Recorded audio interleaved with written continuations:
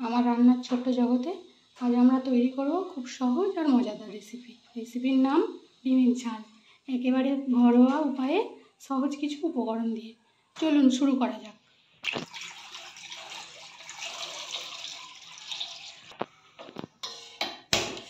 সামান্য পরিমাণে নুন দিয়ে দিলাম যাতে খোসাটা তাড়াতাড়ি ভালোভাবে ছেড়ে যায়।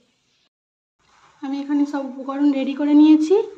এখানে টমেটো কুচি, পেঁয়াজ কুচি, রসুন বাটা, আদা বাটা, লঙ্কা কুচি, আলু, ডিম। কড়া গরম হয়ে গেছে, আমি এখানে তেল দিয়ে দিচ্ছি। ডিমগুলো ভেজে নেব।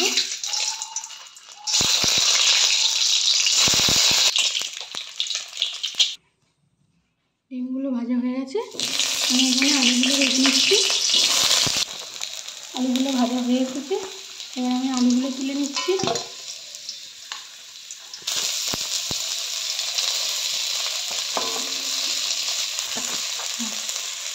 এবার আমি পেঁয়াজ কুচিগুলো দিয়ে দিচ্ছি,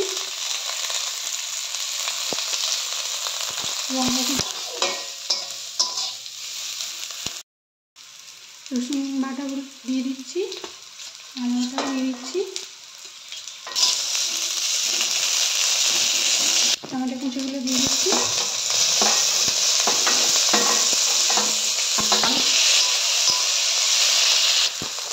হলুদ গুঁড়ো দিয়ে দিচ্ছি,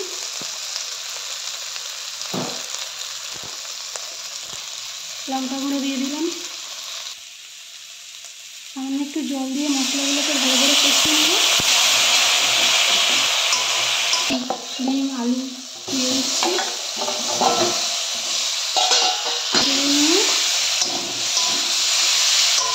লবণ দিয়ে দিচ্ছি,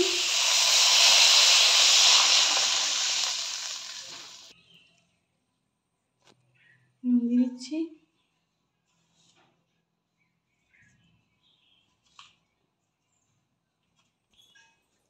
ঢাকা দিয়ে দিচ্ছি, কিছুক্ষণ সিদ্ধ হোক।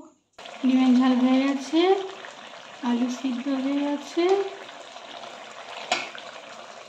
এবার একটু গরম মশলা ছড়িয়ে নামিয়ে নেব।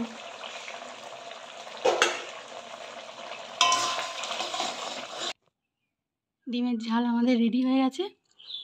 এই রেসিপিটা যদি আপনাদের ভালো লাগে তাহলে একটা লাইক এবং সাবস্ক্রাইব করে দেবেন।